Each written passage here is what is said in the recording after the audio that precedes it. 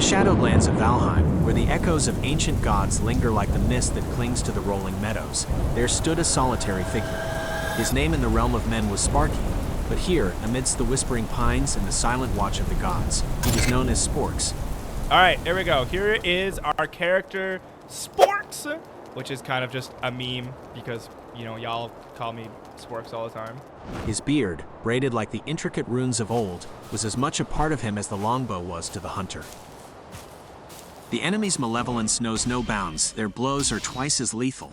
The guiding map, a comforting beacon in the realm of chaos, has been utterly erased from existence, and here's the dread-laden twist. Should death claim him, the very world he's toiled to shape will be mercilessly purged, condemning him to the harrowing cycle of a fresh start, bereft of all progress and hope. Sparky's tale is not for the faint of heart. I'm scared. I'm nervous. I'm afraid. So gather close, dear watcher, for Sparky's odyssey is etched in the ink of the extraordinary, and its telling is ours to behold. It all begins here.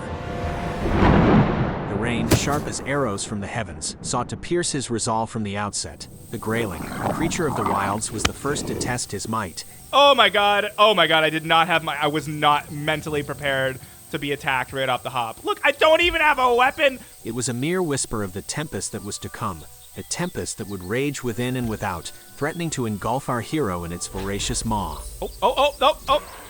Hey! My first kill! Sparky's intimate knowledge of this land was his compass, yet even the most seasoned navigator can be led astray by the siren call of fate. Fortune seemed to smile upon Sparky when the location of the first boss, Eikthyr, was revealed not through the usual runes, but by the very land itself. Wait, if it's on... Wait, is that it right there? Did I just get that lucky with my spawn? Yet in the realm fashioned by Odin, fortune is a fickle friend, often preceding a fall. The skirmishes with graylings, the primal struggle for survival, the crafting of rudimentary tools, these were but the first mournful notes of a lament that would echo through the forests and fields of Valheim. Each creation, from the makeshift workbench to the flint spear, from the shield to the unintentionally crafted rag tunic. Oh, I should have made the pants because I already have one of those. Okay, well, I just wasted my resources for absolutely no reason, so that's cool. The fires he kindled, the meat he seared, the bees he longed to possess. I hear bees! Oh, yes. Each was a fragment of a world that Sparky sought to bend to his will. A world that observed his actions with eyes that did not blink. As Sparky erected bridges and carved paths, as he hunted and gathered, the celestial dance of the sun across the firmament was a stark reminder of time's relentless march. The brushes with death. Oh my gosh, I dropped so low on health. My goodness, even the boars are gonna be a challenge for me. The echoes of laughter in the face of peril, the meticulous strategies, all were the tightening of a noose unseen, a noose that Valheim itself had slung around his neck.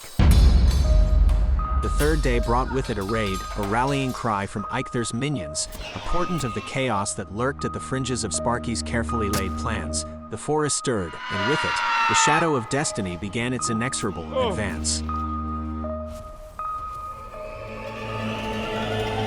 We are going to attempt the boss battle. The confrontation with Eikthyr was a ballet of fate and steel.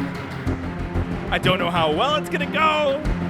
We haven't made a house yet. We got really lucky with knowing where the spawn was. We'll see if I'm able to conquer it.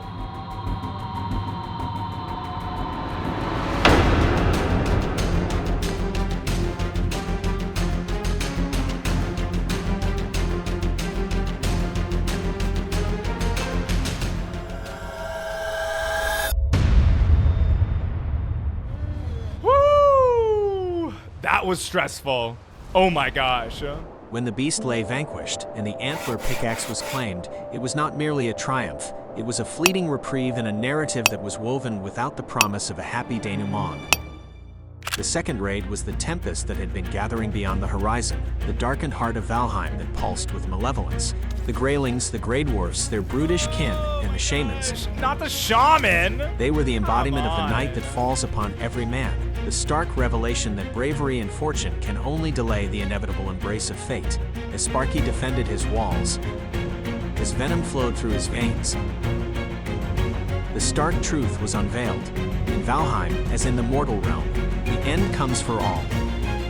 not with the fanfare of war horns, but with the hush of a final breath, not with the clamor of battle, but with a solitary, silent moment of capitulation. Thus, as Sparky's form crumpled to the ground,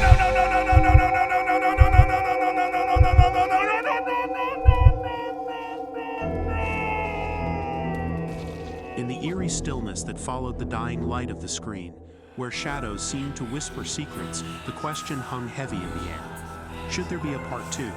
You tell me.